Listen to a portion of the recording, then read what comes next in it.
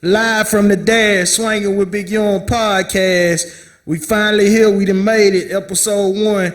It's a long time coming, but we here.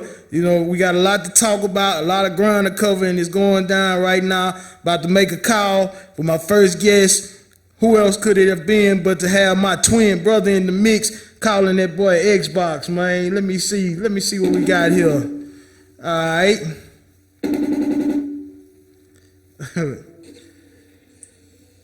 Yo, this was good. Whoa, what's up with it, X, man? What's going on, man?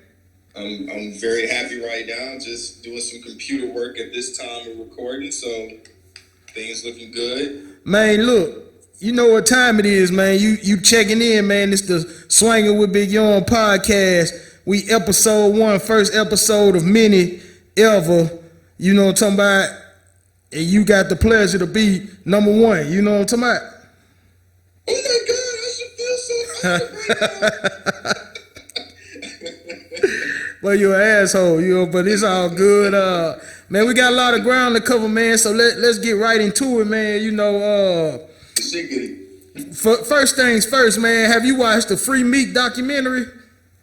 No, you know what? You told me to watch it. I still have yet to sit my butt down and actually watch the documentary. It's not because I don't want to, or I think it's whack, because Meek Mill's story is just fascinating altogether with his legal run-ins and the way that the judge is treating him. You know, it insinuates that they have this secret, you know, back and forth relationship, or maybe not even a relationship, but that the judge is definitely bitter about something. I'm not going to insinuate what that something is, but she's definitely mad at me for some personal reason. Man, look, I'm going to tell you something. I watched Free Meek documentary, and that judge is an asshole and a real live bitch. You know what I'm talking about? Like, that Free Meek documentary will piss you off, man, because you really got to see from a true perspective. It wasn't like it was from one side perspective, man, even though that judge is probably going to fight and say that they defamed her character and all that. But you could tell,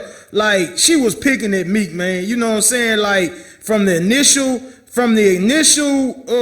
reason that he got arrested for supposedly pointing a firearm at police and everything, to all of the probation violations and everything, that judge was fucking with Meek, and the shit was horrible, and it pissed me off. But the documentary did do a good job of covering the ground of Meek Mill's case from 2007 to now. Oh wow, all the way back to 2007. See, that's crazy. You know, because on the documentary thumbnail, the actual cover image for it, you know, it pays homage to the mixtape he released, I think about like 2016, DMC4, I think Dream Chasers, DC4, I'm sorry, DMC4, thinking Devil May Cry, Dream Chasers 4, where he had, you know, it was his like 16-year-old teenage picture on it. You know, he had the bruised eye, you know what I'm saying? So that's crazy, man. All the way going back there. Believe it or not, that cover was a dope cover, but that's his real mugshot. He got that mugshot got from the 2007 arrest. The police whooped his ass while they was arresting him, supposedly raiding a drug house, but had no evidence or none of that. You gotta watch it to understand. And I don't want to sit here. I watched it, but I don't want to, like you say, misquote or mistalk about, you know, something that happened in there. But they whooped his ass, and that's a real picture of him being beat up, and his family was pissed about it. Yeah, that's well, see, I didn't even know that much story even existed to that cover image, and you even mentioning that, telling me that, is just very enlightening. And now when I actually see that picture, I'm just gonna have a totally different viewpoint, you know, just Meek Mill, period. When I think, what was it, 2017, he released his Wins and Losses album. That was a couple of years ago, before this championship album just got released. You know, I think that album is clear in terms of the losses he suffered in the past, like paved the way for all these W's, because he has a lot of fan support, and there's no stopping him to this Liz deal and, you know, all these other things that's going on. But there was a maturity that I personally appreciate about Meek Mill, just from the way that he was, just like almost since 2015. And going to jail and just getting out, his whole demeanor was just just changed. He was willing to bury that hatchet with Drake. You know, and there was no qualms about there was no hesitation in trying to bury that. It just really seemed like he wanted to move on and really embrace this newness that's before him. So I applaud the man. I really do. Yeah, see, it's like this. That Meek Mills with that what you call it, that beef with Drake and everything. See, all that was, they talk about all that in that Free Meek documentary. See, Meek was at when he sparked that beef out of nowhere with Drake, he'll tell you he was at a dark place in his life because of what he was going through from the jail situation with that judge. The man was on pills heavy. He'll tell you that. You know, it wasn't drug, it wasn't like crack or coke or none of that stuff. He was on pills heavy, trying to not think about, you know, going to jail every time he go to court and stuff like that. And that's where the Drake thing sparked. So him being able to you know, let bygones be bygones and stuff, it was just really a grown man maturing and understanding the faults of what he had going on and stuff. So I respect Meek in that honor, man. Free Meek really made me like Meek Mill more, you know, because I was a fan. But, you know, I was a fan of, like, certain songs and stuff like that, you know, that Meek dropping stuff. That's just me. But I, as a person and stuff, I'm fucking with Meek movement, man, you know. And now that he's a free man, it's really up. Man, you know what? You know what really made me appreciate Meek Mill he started to get my attention because a few years back, 2016 exactly, I started going back and listening to Fabulous's mixtape catalog. You know, 2009 Fabulous and up until this point is the Fabulous that I think I've been waiting on. I hated that whole I'm making songs for the ladies, the R&B Fab. When he got into punchlines and he really, you know, focused on lyrics and delivering those songs, man, that's when I, you know, really appreciate it. But anyway, the whole point that I'm mentioning here is that he had a song with Meek Mill on what was that Fabulous mixtape? It was the Soul Tapes, I think, part 3. I think it was the Soul Tapes 3, and he had a song called Foreign on that, I think. You know, and I heard Meek Mill just give this kind of like that whole shouty, you know, boisterous like flow he got. It made me like, okay, man, this is a kind of attractive pause. You know what I'm saying? It was really, it just caught my attention. It was charismatic. And, you know, from there, then I heard, you know, I went back and I actually listened to, I think it was DC3 or DC2 where Meek Mill had it was half his face and half the line. And he had a song with Fab on there, you know, and I thought Fab's verse went hard, but it was, man, I really just started to appreciate Meek Mill's, his flow, his lyricism, his charisma, his voice, and everybody doesn't always have to be, you know, Eminem on the mic. He just has this character that's just really distinctive. You know, I didn't really know too much about Meek, you know, during the times in his past when he was just coming up, even when he was with Rick Ross and Wale on what was it? I think was it the Self-Made album? If I'm correct, if I got the title wrong, then somebody else correct me and everything else. But yeah, man, Meek Mill is he's I get a man his due. I really do. Now Meek Mill, see the thing that I like about Meek Mill, that when he did recover and he dropped that championship album, like wins and losses and championship kind of went hand in hand with what he had going on. Right. And the documentary did a good job of covering that too, to understanding, you know, what it was about. But see, it's crazy because, you know, even when I found out, before I watched Free Meek, and I found out that judge was a black lady doing that to Meek Mill, man, that kind of rubbed me, that rubbed me so bad, man, because, you know, it was hard to understand, you know. Now, before I saw Free Meek, and if it would have been like he was really doing stuff that was wilding and stuff, I'd have been like, damn, she might have been on to something. It might have been right, but man, the stuff she was doing, man, you can't help but be mad at her. No, you really can't. And see, I have to really go back and watch that documentary, you know. And I mean, you know, when I'm with the wife, we got it. She don't know anything about Meek Mill, so I'm like, all right, I gotta just sit down when I have like but I'm just by myself and I could just really absorb this documentary and take every detail in. And this conversation is just gonna make me keep some things in mind. But I'm gonna really pay close attention to the judge's mannerisms and her actions. Her decision making towards Meek. In the documentary. You know what I'm saying? So I lost my train of thought too, because it was something else I was gonna speak. Oh, it was a Drake beef. Okay, so before I got to talk, that's where I was going to even mentioning the whole Fabulous thing. So Meek Mill was just, as a rapper, he had that charisma, but he was starting to become the laughing stock, man. He was really starting to become the butt of like jokes in hip hop. That when he said he was on the dark path, that's exactly where he was headed, because Drake made him look so bad. You know what I'm saying? And I wasn't a big Meek fan at the time anyway, but I was just seeing how everybody else was talking about how Drake, he just took an L. Like, Meek hold his L with so many memes of, Meek losing, you know what I'm saying, and that sort of thing. And there was actually an interesting interview before Taxstone. Do you know who Taxstone is, the podcaster? Yeah. I know Taxstone. Yeah, so there was that interview he did, with Meek Mill, where he was driving with Meek Mill in his Wraith, I think, and that was just enlightening. That also, even during that time where he was being humiliated by Drake, it also opened my eyes up too. Like, maybe I should take Meek Mill a bit more seriously. So that was also something I wanted to mention too, because I think that was very pivotal in terms of Meek holding on to a very how should I say, serious reputation, to where he's not going to just take a complete L despite that whole beef with Drake. Right. Because that, I ain't gonna lie, he was, man, because nobody knew where it came from. It just came out the blue, So Meek did kind of look like the clown of hip hop for a little second, because Drake did destroy him, and everybody knows that.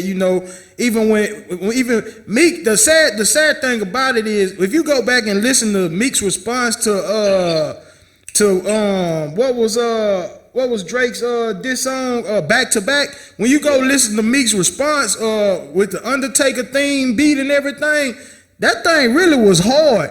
But Meek had already did damage to his career at that point that people wasn't even willing to give it credit. They wanted Drake to be the winner so bad in that case, Yeah, and see, that the case of karma with Drake is that, because already, I've been a big Clips fan since, I think actually I didn't even care for Clips when they came out with Grind, and it was hot, but, it was just like, there was like coke rap with, just candy beats by the Neptunes, and I'm a huge Neptunes fan too, but I wasn't a big Lord Willin fan at the time, but when Clips dropped that, Hell Hath No Fury, I became a huge Clips fan, and then I was looking forward to Pusha T going solo, and I've been a fan ever since, and man, Pusha T, the karma just came back on Drake. I get that context just to show that Pusha T has that history of just, he was gonna come with bars. He was gonna come with a visceral attack against Drake. He wasn't dumb. Drake wasn't going against some, lame, played out, old dude rapper. That just wasn't the case at all. And karma just came back and bit Drake hard. So I feel like Drake equally got, the treatment that he tried to deliver on Meek. You know what I'm saying? So I mean, you know what I'm saying? We saw Meek experience, I guess, his losses, but really, man, they're more lessons than losses. Because, you know what I'm saying? Like, now he's winning. He has the favor of the people, I think especially in New York, even in his hometown, Philadelphia, but definitely New York, too. And doesn't New York play a role in terms of this whole case, or am I just wrong for that? Yeah, no, New York definitely plays a role, because it was New York was part of the reasons he was getting supposed violations for probation and all of that. So New York definitely plays a part, but you have to watch the documentary to understand why it plays a part. Right. So yeah, I'm gonna definitely catch that documentary. I think this conversation, like I said, just intrigued me a lot more to see it, and kind of understand it a lot better. So to those that's listening out there, you can join me in watching it, and we can have a conversation about this in our comment section. You know what I'm saying? So right. Now, Facebook. Now, moving on to the next subject at hand, man, is and I'm glad that you're on here because me and you in a lot of facets. This is why twin powers come in because we're both conspiracy. We're big on conspiracy or whatever because we can we know how to differentiate conspiracy and reality and everything. But Jeffrey Epstein, man, you know, I don't know if you're familiar with him, big billionaire, baller, whatever, white guy, old white guy, man, but also aka a pedophile. You know what I'm talking about? And a well-known pedophile. Now, what has happened with Jeffrey Epstein? The man was finna go to a big trial about the whole pedophilia thing going on, and he supposedly killed himself on suicide watch. Do you smell bullshit? Cause I call bullshit. You know what I'm saying? You know, and I guess this is the section where you're gonna have to label it like there go them N-words again, there go them boys again. Like this is the part where we got to leave the podcast. They trying no conspiracy, but I mean, this stuff is real. You know what I'm saying? And while we don't really know because we're not there, so it comes to the point though too. Like, do we just take what the media tells us? Well, they say he's dead. Like, no.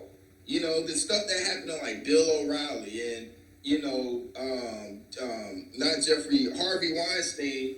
You know, do you think those guys, even Kevin Spacey with the whole him molesting somebody and then trying to come out like, oh, I'm gay? Do you really think something like really happened to them as to why they're out of the spotlight? I believe they're back somewhere in some good old boys, room or whatever, and they're just waiting for some set time when stuff hits the fan and they can just come out and just say like we've been here the whole time. You know what I'm saying? With a conspiracy with Jeffrey Epstein is, I actually don't really believe he even committed suicide. Right. That's the conspiracy. Like, there's a reason maybe for why the death is being faked. I don't know. I really don't. There's actually, if you go on Apple podcasts, if you go to what is it? Yeah, podcast on your iTunes, and there's a show called Discovering the Truth with Dan Duvall. There's an episode in terms of what really happened with Jeffrey Epstein, and Dan Duvall is actually a minister. He actually explores conspiracy theories and that sort of thing, in addition to just talking about the word of God. But he interviews somebody that is from the Illuminati tree, somebody from the Illuminati family. And I know this sounds crazy as people are listening to me talk about this, but he interviews somebody, a lady that actually talks about where Jeffrey Epstein is really at right now with the whole, and the reasons why he had to, kind of, I guess, commit suicide. I'm doing air quotes here. Nobody can see it, but why he had to commit suicide. I never heard of the guy until this hit the news. But, I mean, don't at this day and age, don't nothing really surprise me. And you know what? The more and more that we see stuff like this and it becomes normalized, people gonna stop questioning it. It's just like you constantly seeing an OK symbol over your like right eye or something like that. People gonna stop just saying that 666 is just normalized. Like, oh, it's just the OK symbol, so everything's okay. Just keep it very surface level. But those symbols, hand symbols that you see in pictures, if you're not questioning and asking, like, why is that even there? Why are you even throwing that up on a picture with bunnies or this photo shoot? Why is that? Why have all hand symbols? That's got to be up there. Those hand symbols have meanings, but the more and more that people see it, they just gonna stop questioning it because people don't really like their safe, cushy lives to be shaken up. And I understand too. Ignorance is bliss. It's better to be ignorant about these things than to try to obsess over them. But I mean, you can still be aware and just know like that ain't right. That's not right at all. Something's very weird about that. So facts. I kind of went on a rant there, but no. I was going. We could have got deep into that, but I just wanted to like briefly because in these movies and in a lot of TV shows and stuff, the stuff that they talk about is not a fantasy.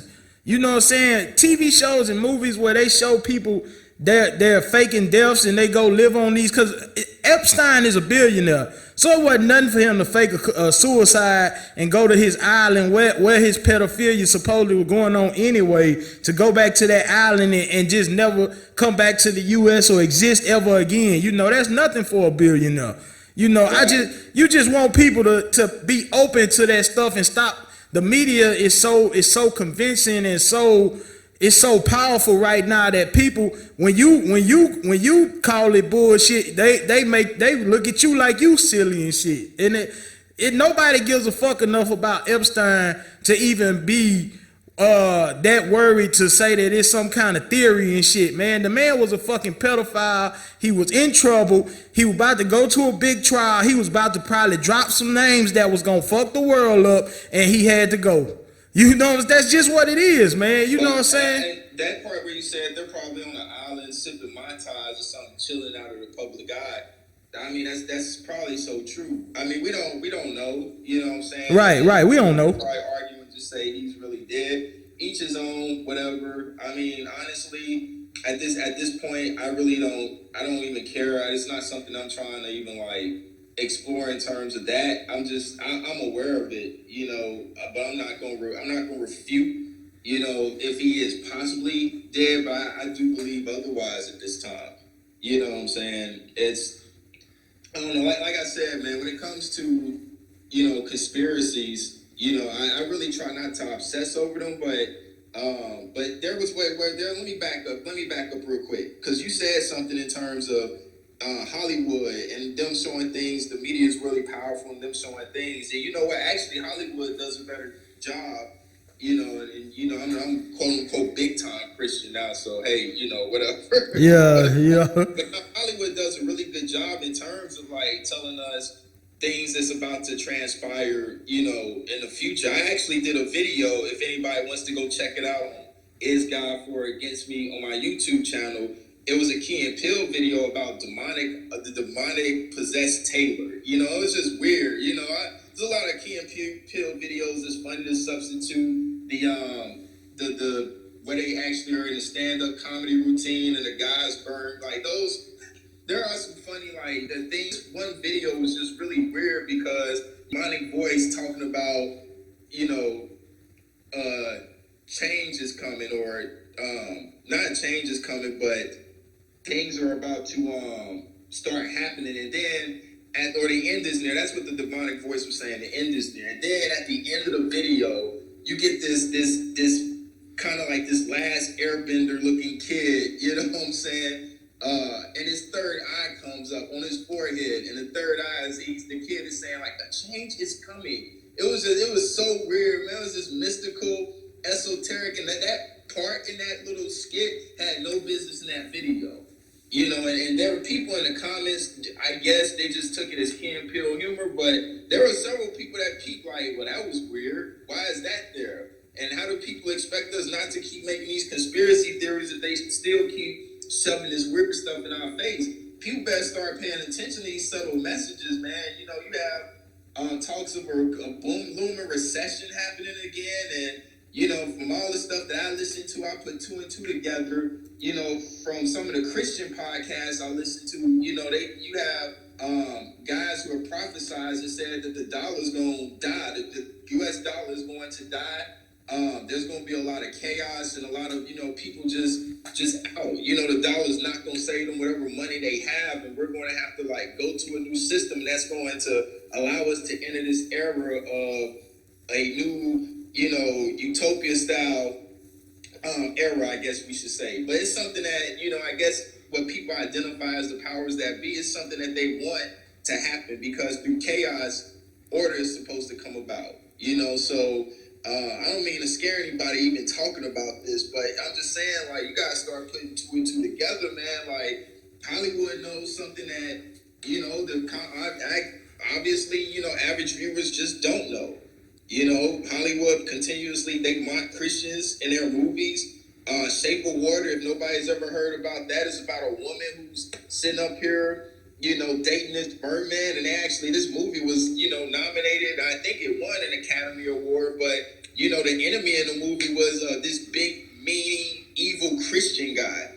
but the merman was, this innocent being or something like that, but it was being celebrated. But the nuances in that movie was the fact that what they want to embrace, what they want to start embracing is just these rare beings that's supposed to come into play. I don't even want to get into all that, man. I'm gonna say we'll say that one for a future one. But you see how you can just go down this rabbit hole, and I can see the connections. I feel like the Lord allows me to just see certain connections that's taking place. You know what I'm saying? And I can actually speak and back certain things up with scriptures. I actually wrote a whole report in terms of, there's a scripture in Matthew that actually talks about, if I don't come back, where Christ actually says, if I don't come back, no flesh shall be left alive. And I think that has a lot to do with the artificial intelligence that we're seeing and the playing technology. But since we're on the subject of just conspiracy stuff, like I said, I can just go down a whole rabbit hole, but I would at least like to connect dots so it just doesn't seem like this endless rabbit hole to where it makes sense. So for those of you that's listening, if that's something that you want, just let me know and I'll come up with some things, because I can go for days talking about this. Yeah. Nah, we gonna plug that one. We gonna cool on that one, because I might dedicate a whole episode to theories and stuff, where I call in a few people and get their viewpoints and everything, man, because you're gonna have some that's about the theories and you're gonna have some that look at it like it's all bullshit. And I like to see everybody's opinion on that. But we touched bases on Epstein because that just didn't sit too well with me. The fact that, out the blue, this big billionaire committed suicide with some people supposedly watching him. That just doesn't sit well. So I had to speak on that and get some opinions about it. But moving on, man. Now, the last thing I want to talk about on the evening is I don't know if you're familiar with Rich Paul and his beef with the NCAA. No, man, it's funny because I like keeping up with sports. Y'all don't get to watch like whole games or anything like that anymore, but I love watching documentaries and highlights and news, but I ain't even caught up on that, so you might have to kind of school me. Okay. The audience who hasn't heard it. Yeah. So with Rich Paul and everything, what we have is Rich Paul is this agent, and he's big in the game in sports. He one of LeBron James guys or whatever and everything. So the NCAA decides, because Rich Paul making all this noise, he getting all these players, got guys getting money coming out of college and everything. The NCAA feels some kind of way. So what does the NCAA do? They come out with these obnoxious, outrageous rules to be able to be a agent as far as dealing with athletes coming out of college. And they were ridiculous, man. Let me see if I can pull up exactly. I know the rules were you had to come to the NCAA office and take a dumbass test in their office. You had to have a bachelor, because I guess Rich Paul doesn't have a degree. But Rich Paul is big in the game. And see, what happens is they made those rules up and they called it the Rich Paul rule. They called it that, the Rich Paul rule, which was obviously directed directly towards him. They were mad, so now, they come up with these rules. You gotta have this degree, you gotta come take this test, a lot of this, a lot of that. You can go look it up and see what the exact extent of the rule was and stuff. But then I can guarantee you, see, Rich Paul and LeBron James raised a lot of fuss about that, and Rich Paul wrote this letter through the Athletic, I think it was the Athlete. It was something. He wrote a letter about how the rule was, it was racist and all that or whatever, and it wasn't fair and shit. So of course the NCAA amended the rule and did away with it. You know what I'm saying? And I'm almost sure that once the NCAA, because they probably did that, it was kind of like how it be, man. The NCAA got in their feelings about something that Rich Paul was doing, and then they got in their feelings and they just sat down in the office and created a rule out of emotions versus out of out of actually thinking about it. So once them emotions come down, and Rich Paul and got them, the NCAA getting all this backlash, and then once the NCAA sits down, they think like, damn, A lot of my homeboys who are agents, they don't have degrees either. You know, of course, it probably was a bunch of white people that they knew that didn't have degrees in those requirements that they were talking about. So now it's like, damn, we tripping. So now they throw it away. You know what I'm saying? What do you think about, you know what I'm saying, just from your perspective of just a little rundown? And of course, you'll have to go look it up and actually research the whole thing to get the full gist of it. But just from what I told you, what is your output? What is your input about, you know, that? Man, so when it comes to athletes, especially NCAA athletes, man, I think I was listening to a Vlad. You know, I love Vlad, man. I fucks with Vlad. Yeah, but I was listening to a Miko Grimes, I think that's her name, interview, you know, where she was talking about athletes are slaves. You know what I'm saying? And there was also another Netflix series I was talking about. And I'm using these examples to just bring some context because I still have to research this whole Rich Paul incident, you know, but I'm bringing these things in to add context to the fact that when it comes to just giving athletes certain benefits, certain things, you know, it's still all about control. And at the end of the day, that's really what this all just still sounds like. You know, it's just like they're just trying to control the whole situation because if this gets away with Rich Paul, then that's going to really open up the floodgates for, you know, other athletes to have certain opportunities that I don't think they want those opportunities to exist with those athletes. And that's what it boiled down to.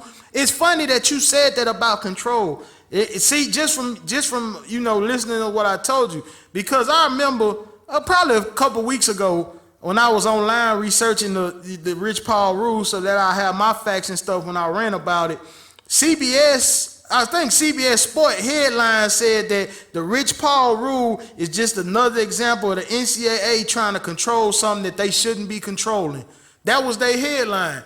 Everybody knows it, man. The NCAA is so fucking annoying now. You know, they don't want to play the players. They're making billions and billions of dollars off of athletes each day, man. And you want to look at it as some racial undertone.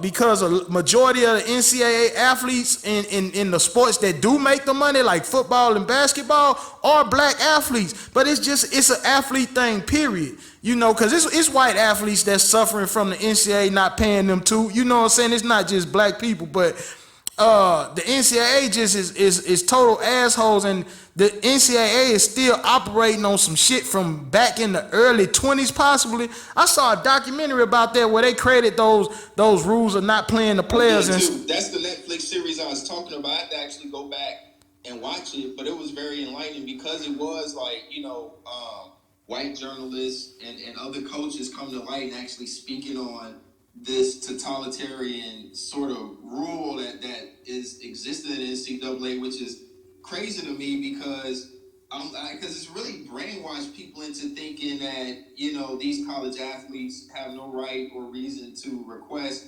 any sort of support. I'm just really confused in terms of why athletes have to go through college suffering with the bare minimum, barely able to ask anybody anything when there's no guarantee that they're going to make the pros, you know, in order to be able to say like, wow, I survived that big hazing I went through as a college athlete that the NCAA put me through to make it to the NFL or the, you know, the NBA or wherever the case may be. I really don't get that, you know. And then you can't do anything else. You can't have a job. You know, I could be wrong. Somebody can call me out and just say, like, you don't know what you talk about. You can't have a job. You just, okay, I don't know those minute details. But for the most part, the popular viewpoint perspective is that you can't work. You can't do anything else. You can only commit to this sports program and go to class. I mean, that's really it. You know, and I mean, you probably get some support from your parents. That's pretty much about it. But I mean, I don't really get that. But people have been brainwashed to think that it's what is it? And to me, it goes back to the whole surface level of thinking. Nobody's gonna question it. Nobody's gonna sit up here and think that is more to it because the brainwashing is so thick. They're thinking that it's just the the what is the term I'm trying to use here? It's the class. I guess the like a sports person, an athlete is supposed to have some class about themselves in terms of not, needing those things, or it's about the nature of the sport. It's for the love of the game. I think that's more so what I'm trying to say. It's for the love of the game, because there's a respect to the game. You have to respect the game. It's all this focus on respecting. Yeah, that shit's stupid. It's right. You know what? I listen to a lot of like WWE news, and I like retro wrestling because our favorite era was like '89 to like early 2000, like literally the year 2000 when that whole Vince McMahon and Stone Cold thing was over with. But they talked a lot. They use this phrase all the time. I hear a lot of wrestlers like you got to have a respect for the business, but the business don't really like love you back at all. It's a lot of dead wrestlers that did it for the business. You know what I'm saying? They did it because they love the business and stuff, which I guess is fine if that wrestler is saying that they love the business. And some of them do. Don't get me wrong, some of them do, but they make it seem like the business, the wrestling business is this like God, and if you don't worship this God in this kind of way, it's gonna eat you up and spit you out alive. Hey man, let me tell you something. It's so fucking stupid that people think like that. You supposed to give your all and put in all this fucking time and shit for the passion of it. Now it's okay to have a passion for things that you do, but when you doing that passion and you not getting paid a dime for it, man, that shit hit different. You know what I'm saying? And I can say that from experience. You know what I'm talking about? Like my dealings with coaching and everything like that, people will look at it like, well, you supposed to do it for the passion of the kids. No, fuck that. You know what I'm saying? Like, nah, I love the kids and everything, and that's fine, but with the way this shit is now, nobody needs to be doing shit for free. You know what I'm saying? Nothing is that lovable to where you should want to do it for free and shit. Now, I'm guilty. I'm like an NCAA athlete. I've done it. I've done the passion thing with it, but it's time out for that shit. From all aspects, from sports to jobs to anything. You volunteering, you know what I'm saying, man? It's something. You got to give a person something for putting in their time, effort, and talents into something. You know what I'm saying? Even with doing like this podcast, let's say for example, this is just the first but if we're able to, or you per se, and just having whatever guest you're having on, if you're able to do this, one, just because you love having these conversations with people and engaging other people into it, and you build a result from that. Now you got this ability to where you can generate an audience, you can connect with an audience, you know how to talk to people, you know how to maintain that audience and treat them well and manage that audience to where it's going to benefit them, and it's going to bring a result back to you. But now you got a valuable skill that other people are going to look for. Because I tell you what, like brands and stuff, they look at podcasts all the time. Like, what kind of audience do they have? How large is that audience? What type of engagement are they having? We need to pay them to see if we can get in front of their audience so we can market our product to them. Right. There's even money in that. Nobody, if you have a valid skill and it's bringing value to somebody, you should get a value things for that. Whether even if it's not money, you should be bartered something. You know what I'm saying? Like, everybody starts off doing something. The passion is just an undercurrent. It's just the one thing that keeps you doing what you're doing, you know what I'm saying, for a long duration of time. You know what I'm saying? You'll hear other people say, like, I'll do this even if I wasn't getting paid for it. And I would have to I would have to actually have one job that I actually really love, and then, like I make YouTube videos. I love making YouTube videos. There's an end goal to that. I would like to do that full time, but I mean, I have a real job. I have a job, man, coding, and I like to code and stuff too. I'm getting paid for a valid skill, graphic design, coding, all those skills that I spent a lot of time building up, and now I'm able to provide value, that I feel like I'm worth, and that's only going to continue to grow. I mean, so all this, like, using that as a cover up, and I'm kind of tired of that too. I'm like, you just, doing it for the love of it, and like, I'm just really kind of done with that whole expression. You know what I'm saying? Like, and I understand there's phases too. Like, if you're just trying to get your foot in the door and you're trying to get in the game, then yeah, you probably should. It'll be a good idea just to volunteer and just like, man, I'll do this for free. Just because, but the value is that it's not money. You're trying to get experience and you're trying to show them what you got. So eventually, hopefully, you can make a living off of doing it. There's always an end game to it. You know what I'm saying? But this whole, like, respect the game and respect the business, no, man, so. Yeah, it's annoying because even adults really think like that. Like they really have the audacity to think that people want to do shit for free. You know what I'm saying? Like it's so weird, and to think that especially in college, you don't want them to get paid, and you don't want them to accept gifts or get a job. Like, what kind of asshole shit is that? You know what I'm saying? Like, what kind of shit is that to the point you getting $1 million?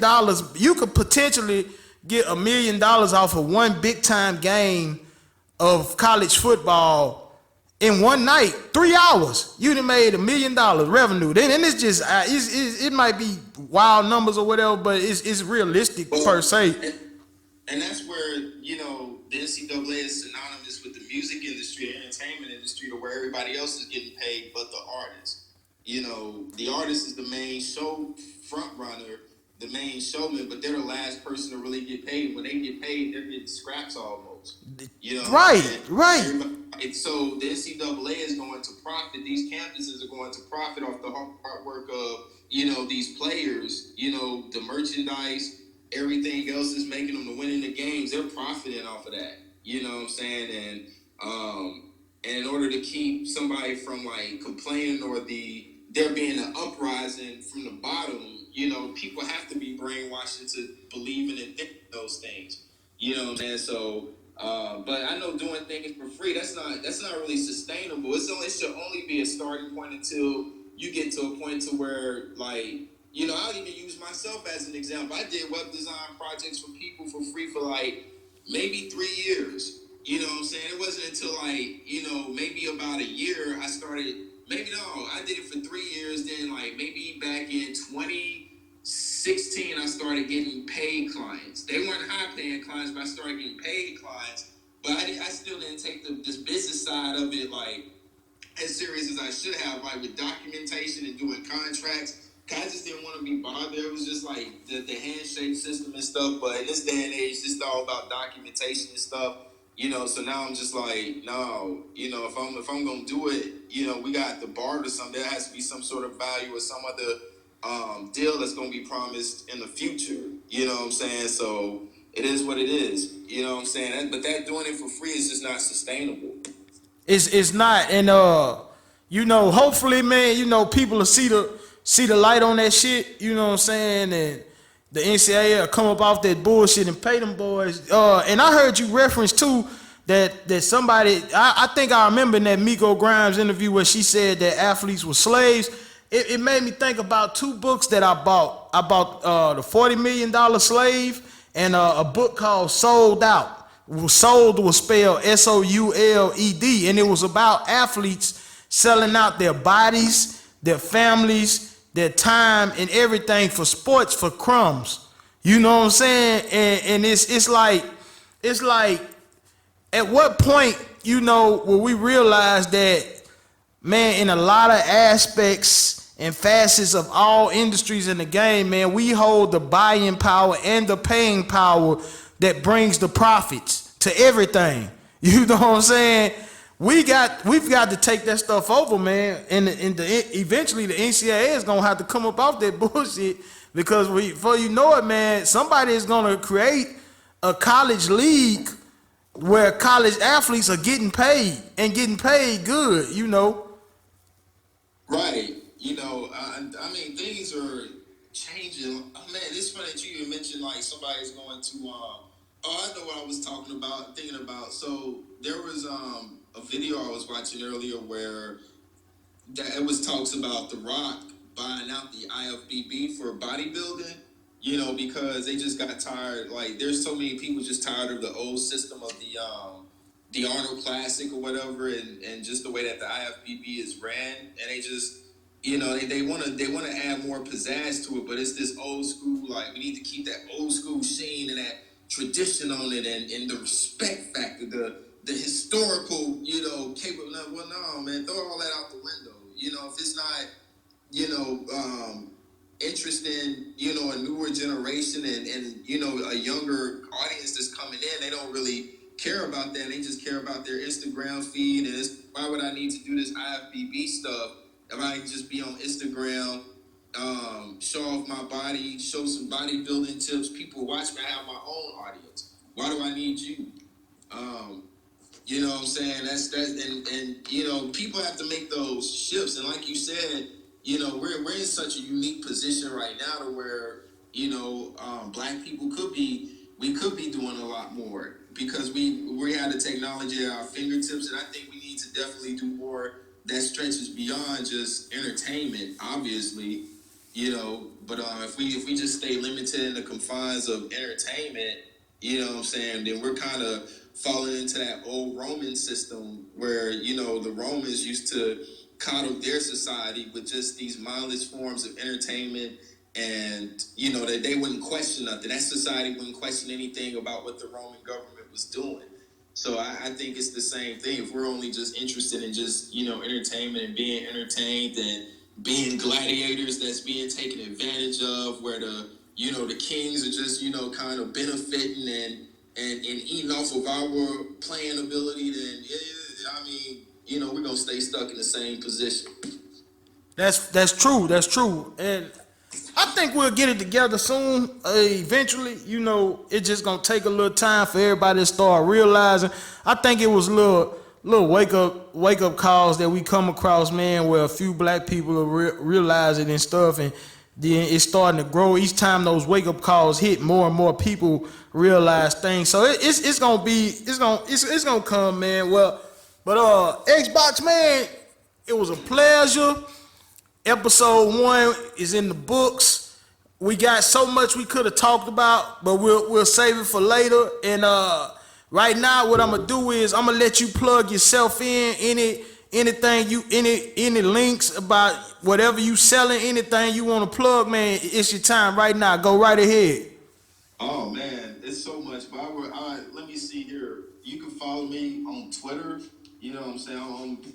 I need to be more active on Twitter, but if you want to, you can follow me at Deshaun L. Johnson on Twitter. You can also follow me at DLJWorks_tech on Twitter as well. But if you search Deshaun Johnson on YouTube and DLJ Works on YouTube and Is God For Against Me on YouTube, you can also find my video content. I'm heavy into YouTube. Probably YouTube is more for an audience that I'm trying to, gain that's interested in the same stuff that I am. Facebook is just for people that know me. I try to post about things that I'm interested in, and you kind of hear crickets, like, oh, why are you posting that? Like, people want to see pictures of my family and everything else. I'm not posting that. No, I want to have a conversation. So I'm happy that you had me on here, Kyle. Hopefully, we can have conversations with people that's interested in the same topics we're going to be talking about here and in the future. So appreciate the plug. Oh, most definitely, man. We're going to wrap this thing up here. I'm going to let you go, and I'm going to say a few things. Thank you for, checking in with me and, being a part of episode 1, man. Y'all be on the lookout, man. Me and Xbox, man, we dangerous together, so it's some things we got coming, man, but I'll keep it on the hush for we'll just pop out with it, all right? Xbox, good deal having you, man, and I'll get with you later. Sounds good. Talk to you later, bro. All right, man. Now, my brother gone, I want to thank y'all for tuning in, checking out episode 1, man. Really like my little trial run and everything. Still working on getting the sound and everything better and things of that nature. But stay tuned, man. Episodes 2, 3, 4, 5, and beyond is going to be something different, man. Live from the dash, Swanging with Big Young podcast. Hold up, man. Hold up.